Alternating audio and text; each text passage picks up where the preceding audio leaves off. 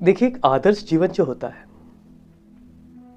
वो सामंजस्य होता है दो मानवीय गुणों का, एक प्रेम और दूसरा ज्ञान। यदि आपके पास प्रेम है और ज्ञान नहीं है तो आपका जीवन व्यर्थ है, और यदि आपके पास ज्ञान है और आपके पास प्रेम नहीं है तो आपका जीवन निरर्थक है। देखिए, समाज, जीवन एक बहती धारा है, और हमेशा ध्यान रखिएगा, बहाव का अगर कहीं प्रारंभ होता है तो उसका एक उद्देश्य भी होता है।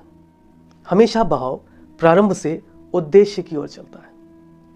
यानी यदि आपके जीवन में प्रेम है और ज्ञान नहीं है तो आपके पास प्रारंभ होगा लेकिन उद्देश्य नहीं होगा।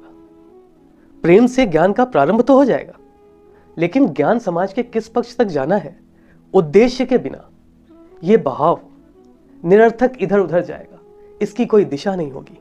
और बहाव यदि अनुशासनहीन हो जाता है तो वो विध्वंसक हो जाता है। इसी तरीके से अनुशासनहीन प्रेम भी विध्वंसक होता है। वो आपका और आपसे जुड़े हुए लोगों का जीवन नष्ट कर देता है।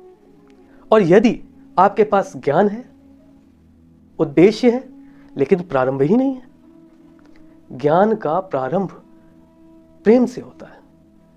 आपको प्रेम करना होता है अपने उद्देश्य से, तब आपको ज्ञान का प्रारंभ होता है। भगवान श्री राम ने कहा है कि जब कभी भी आपको अपने उद्देश्य के प्रति लगाव, प्रेम प्रतीत होने लगे, समझ लीजिए आपके जीवन की सार्थकता सिद्ध होने वाली है।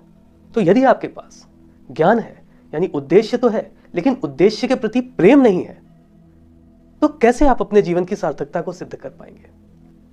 तो ध्यान रखिएगा, प्रेम और ज्ञान दोनों को अपने जीवन में उचित स्थान दें और दोनों को अनुशासित करें। ये दोनों ही अनुशासन के बिना किसी भी योग्य नहीं रहते। तो अपने जीवन को अनुशासित करिए, अपने प्रेम को अनुशासित कीजिए और अपने ज्ञान को अनुशासित कीजिए। ठीक है।